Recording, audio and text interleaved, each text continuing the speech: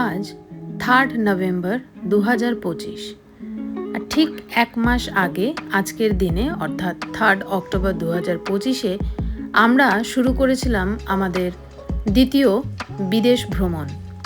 জায়গার নাম থাইল্যান্ড। থাইল্যান্ডে মূলত দুটো শহর আমরা ঘুরেছি, অনেক কিছু দেখেছি, সেগুলোই তোমাদের সাথে শেয়ার করে নেব।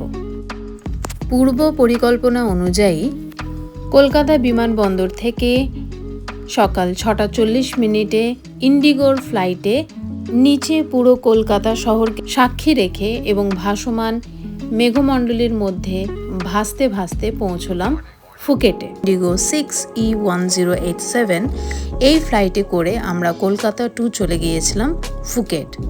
হ্যাঁ, প্রথমেই আমরা চলে গিয়েছিলাম ফুকেটে। এবারে প্রশ্ন আসতে পারে, প্রথমেই আমরা ব্যাংকক না গিয়ে কেন ফুকেটকে চুজ করে নিলাম?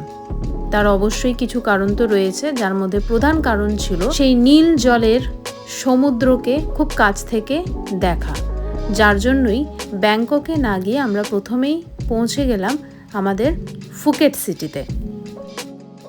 এই প্রসঙ্গে জানিয়ে রাখি, ফুকেট এয়ারপোর্ট একদম সমুদ্রের পাশেই। এয়ারপোর্ট থেকেই সমুদ্রের নীলাভ জল দেখতে পাওয়া যায়।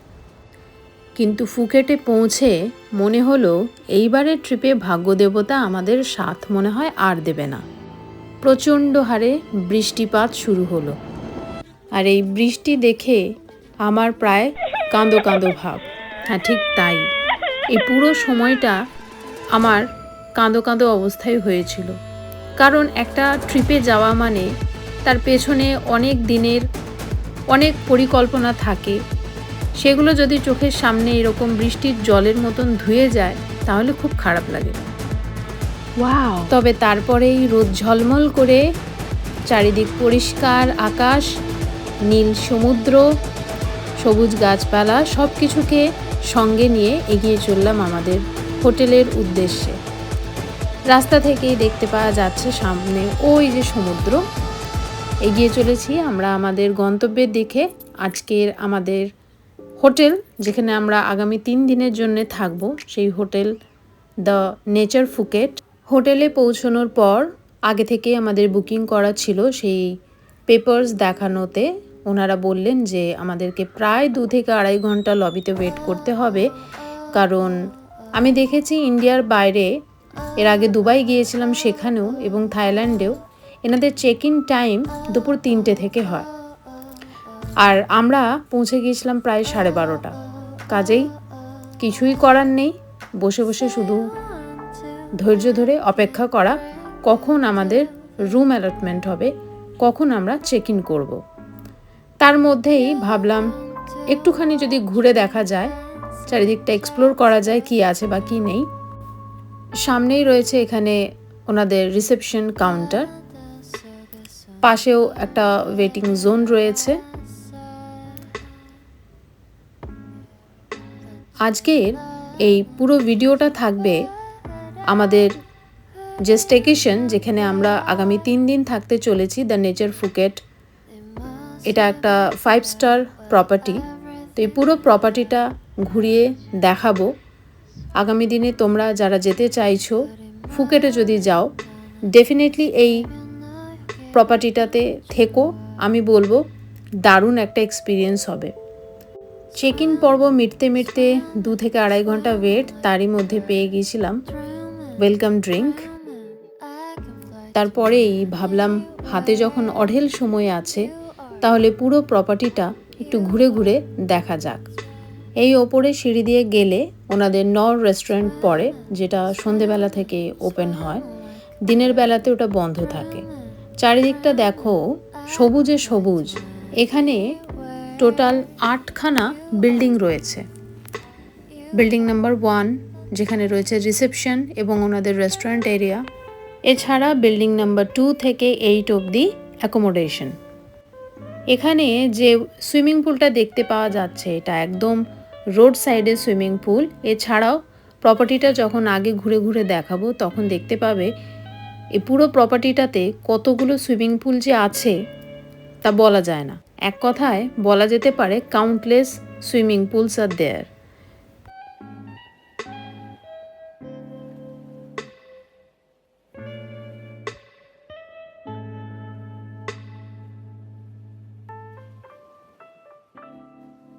প্রতিটা সুইমিং পুলের পাশেই রয়েছে এরকম ছোট্ট করে বার সেকশন, যেখানে সুইমিংয়ের সাথে সাথে ঠান্ডা পানীয় বা কিছু স্ন্যাক্স খাওয়া যেতে পারে।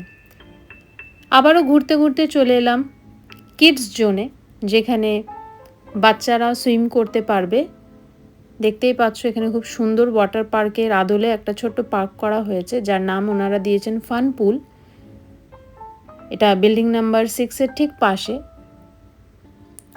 এখান দিয়ে ওয়াটারফলের মতন একটা জায়গা করে দিয়েছে, খুব সুন্দর জায়গাটা, যেটাকে আবার বলা হচ্ছে জাঙ্গল পুল, কারণ এর চারপাশে প্রচুর গাছপালা রয়েছে।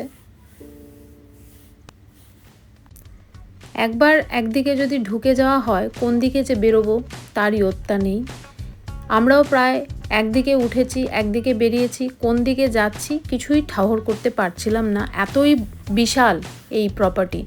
বুঝতেই পারছো পুরো প্রপার্টিটা যেটুকু এখনও দেখেছো যে চারিদিকেই সুইমিং পুলে ভর্তি।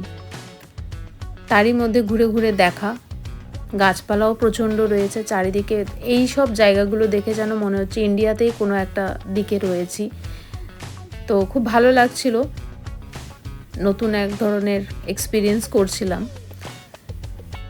আর হাতে যেহেতু সময় অঢেল ছিল, কিছুই করার নেই, তাই বেস্ট ওয়ে ছিল টাইমটা কিল করবার, যে পুরো প্রপার্টিটা এই সুযোগে ঘুরে দেখে নিই, কারণ তারপর থেকেই আমাদের আর সময় হবে না, ব্যাক টু ব্যাক প্রোগ্রাম রয়েছে। তো এটা আমাদের কাছে একটা বেস্ট টাইম ছিল পুরো প্রপার্টিটা ঘুরে ঘুরে দেখার।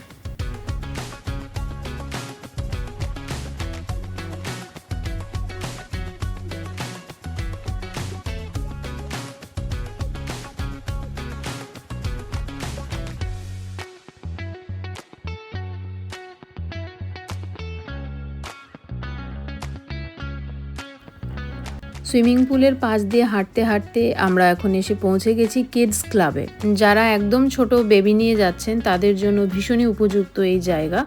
বাচ্চাদের কোনো অসুবিধে হবে না, বিভিন্ন রকম খেলার জিনিস তো রয়েইছে, সঙ্গে রয়েছে একটা ছোট্ট সুইমিং পুল। এরপরে আমরা পৌঁছে গেলাম নিও জিমে। এটা 24 ঘন্টাই খোলা থাকে। যারা জিম করেন তাদের জন্য ভীষণ ভালো একটা জায়গা, জিম যারা করেন তাদের কোনো অসুবিধে হবে না। নেক্সট আমরা চলে এসেছি নীরা স্পা। নীরা স্পা হচ্ছে ওনাদের এই স্পা সেন্টারের নাম। তারপর আমরা চলে এসেছি ওনাদের যে রেস্টুরেন্ট আছে সেই রেস্টুরেন্টে, এবং এই রেস্টুরেন্টের নাম ওনারা দিয়েছেন নানা রেস্টুরেন্ট। আর এখানেই বেসিক্যালি ব্রেকফাস্ট আর লাঞ্চ এখানেই সার্ভ করা হয়ে থাকে। আর প্রথমে যে রেস্টুরেন্ট দেখিয়েছিলাম নোর রেস্টুরেন্ট, সেখানে ওনাদের ডিনারটা সার্ভ করা হয়। তো আমরা সেগুলোই ঘুরে ঘুরে দেখছি কি আছে আর কি না।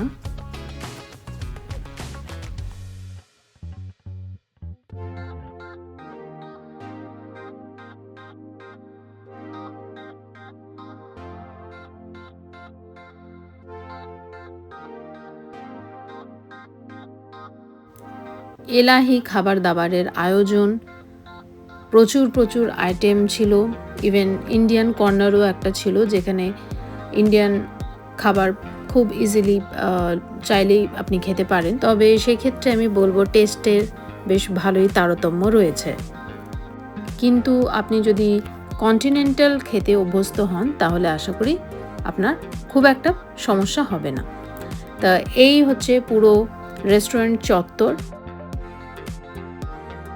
বিল্ডিং নাম্বার 3-এর ওপরে রয়েছে ওনাদের রুফটপ বার অ্যান্ড রেস্টুরেন্ট, যার নাম ওনারা দিয়েছেন নিয়ন রেস্টুরেন্ট অ্যান্ড বার। এখান থেকে সামনে সমুদ্রের অপরূপ সুন্দর একটা ভিউ পাওয়া যায়। দেখতেই পাওয়া যাচ্ছে একদম মেন রোডের পাশেই আমাদের হোটেল, এবং রাস্তার ওই পারে রয়েছে নীলাভ সমুদ্রের বিশাল জলরাশি, যেটা দেখার জন্য সুদূর কলকাতা থেকে ছুটে গিয়েছিলাম সোজাসুজি ফুকেটে।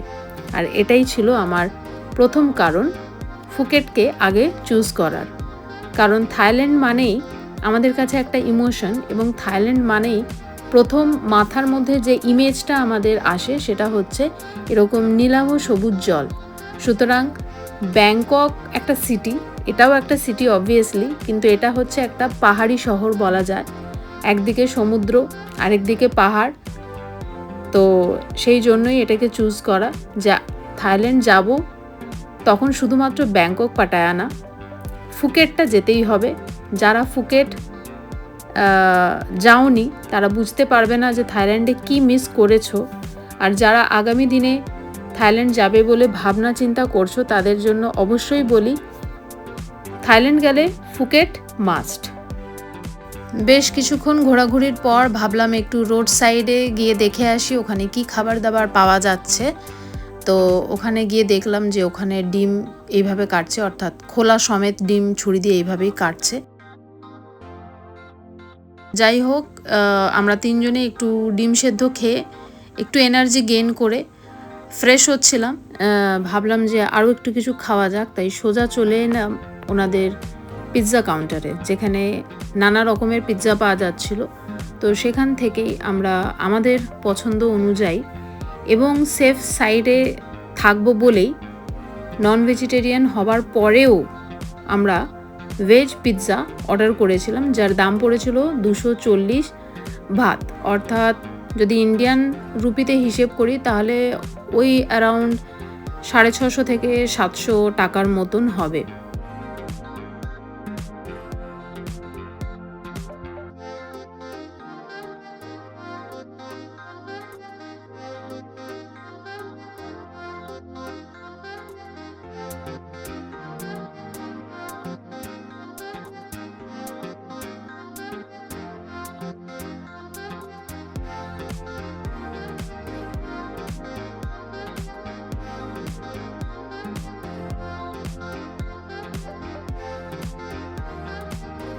আমাদের এখানে যেরকম বাড়ি বাড়িতে তুলসী মঞ্চ করা থাকে, থাইল্যান্ডে নামার পর থেকেই যেটা চোখে পড়েছে সেটা হচ্ছে প্রত্যেকটা প্রপার্টিতে, সেটা প্রাইভেট হোক বা কমার্শিয়াল, এরকম ছোট ছোট মন্দিরের মতন করা আছে। এরকম ঘুরতে ঘুরতেই হঠাৎ করে ছোট্ট একটা জলাশয়ের খোঁজ পেলাম, সেখানে রং বেরঙের মাছ খেলা করে বেড়াচ্ছে এবং মাছগুলোর সাইজ কিন্তু বেশ বড়, লাল, হলুদ, বিভিন্ন রঙের। চলে এসেছে আমাদের ভেজ পিৎজা। তো মাহি তো ভীষণই খুশি হয়েছে পিৎজা দেখে, কারণ বেসিক্যালি ও ভীষণ পিৎজা পছন্দ করে। আর আমরাও যেহেতু অনেকটা বেলা হয়ে গিয়েছিল, তাই রাইসের দিকে না গিয়ে বা অন্য কোনো হেভি ফুডে না গিয়ে আমরা পিৎজাটাই অপ্ট করেছিলাম।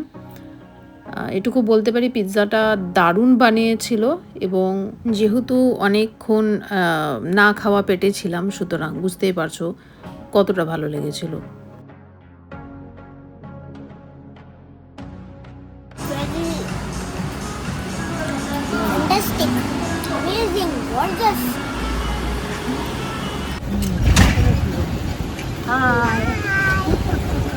আমরা এখন হোটেলে চেক ইন করছি, অনেকক্ষণ ধরে ওয়েট করেছি, প্রায় 2 ঘন্টা।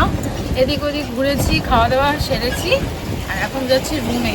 তার আগে দেখো আমাদের যাওয়ার জায়গাটা।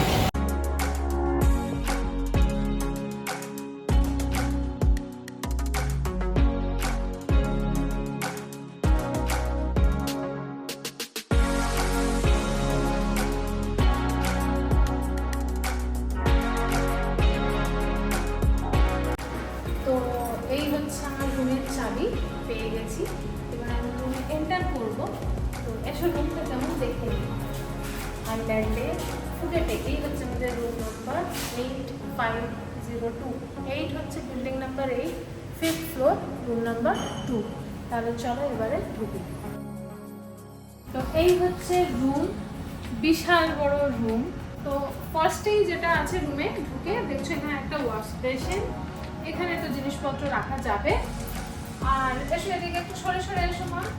এই হচ্ছে ডাবল বেড, দুজনের জন্য তো খুব সাফিসিয়েন্ট। এই হচ্ছে সিঙ্গেল বেড, বাচ্চা নিয়ে যারা আসবে তারা থাকতে পারবে। আচ্ছা, এই দেখো ভিউটা, এই হচ্ছে ভিউ। বাইরে রয়েছে ব্যালকনি, ব্যালকনিতে আমি এখন যাচ্ছি না, কারণ সবেমাত্র চেক ইন করেছি, প্রচন্ড টায়ার্ড। তবে নিশ্চয়ই তোমাদেরকে দেখাবো। এই হচ্ছে ব্যালকনি, আর এদিকটা একটু দেখে দাও। আচ্ছা, এই হচ্ছে একটা ওয়ার্কিং প্লেস বলতে পারো। এখানে যারা যদি ঘুরতে এসে কাজ করতে মনে হয় তাহলে এখানে ল্যাপটপ নিয়ে কাজে বসতে পারো।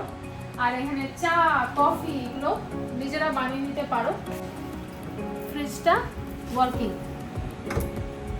আচ্ছা, বাইরে ব্যালকনিটা তো দেখালাম, আরেকবার দেখিয়ে দাও। এই হচ্ছে ব্যালকনি। এটা পরে আমি গিয়ে তোমাদের দেখাবো যে ব্যালকনিটা কিরকম। ব্যালকনির বাইরে থেকে সুন্দর পাহাড়টা দেখা যাচ্ছে।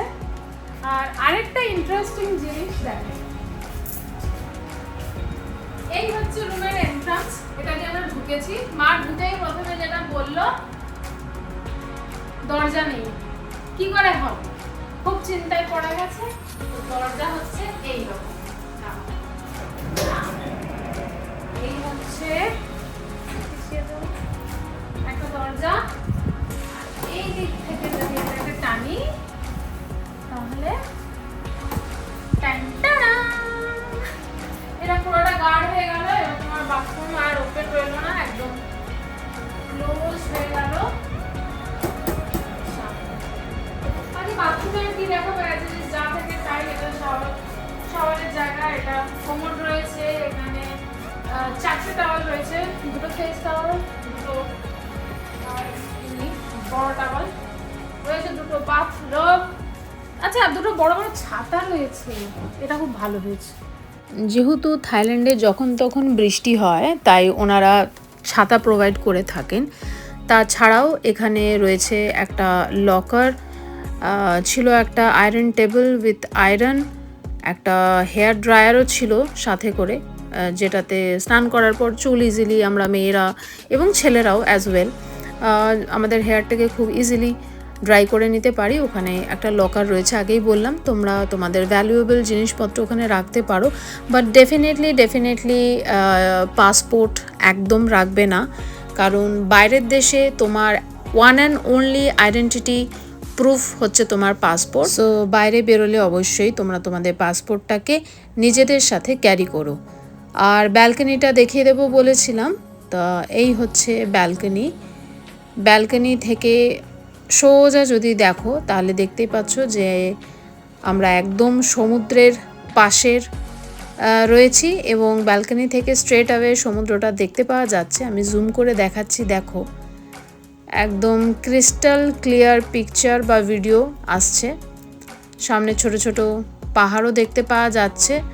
সমুদ্রের জলে অনেক বোট ভেসে বেড়াচ্ছে, স্পিড বোটও রয়েছে। আর এই হচ্ছে পুরো ফুকেট সিটি।